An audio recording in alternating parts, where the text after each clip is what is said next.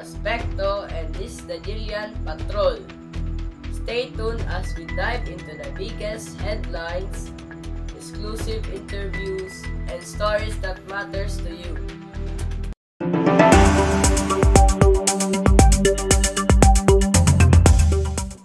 Let's first check the weather update from our resident meteorologist, Rendel Aspecto. Rendel, what is the latest news regarding to the potential rise in the heat index in the coming days? The Philippines is experiencing typical March conditions, characterized by high temperature and varying humidity levels. Average daytime temperatures hover around 33 degrees Celsius, with nighttime lows near 25 degrees Celsius. Expect the continued rise in temperature in the Luzon region, especially in Metro Manila. Expect partly sunny skies with daytime highs reaching 34 degrees Celsius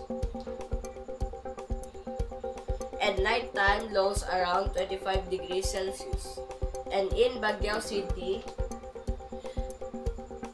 known for its cooler climate, Baguio will have temperatures ranging from 16 degrees Celsius to 27 degrees Celsius, with intervals of clouds and sunshine.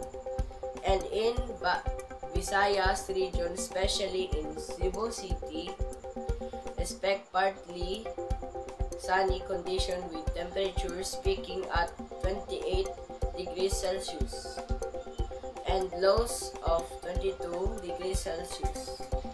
Meanwhile, Mindanao will see a mix of partly cloudy skies and scattered rain showers, particularly in the afternoons and evenings. Now, here is our 3-day forecast. In Calapan City, today and tomorrow, mornings clear skies with temperatures around 23 degrees Celsius.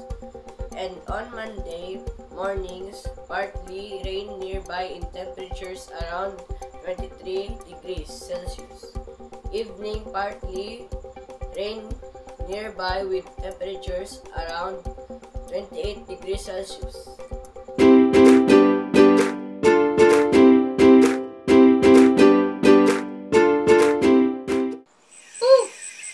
Is it getting hot in here? As temperature rises, our main priority to keep ourselves safe. Experts advise to keep hydrated. Drink 8 glasses of water. Wear light clothes. And always be updated on the weather. This is Rendel. Back to you, Matt.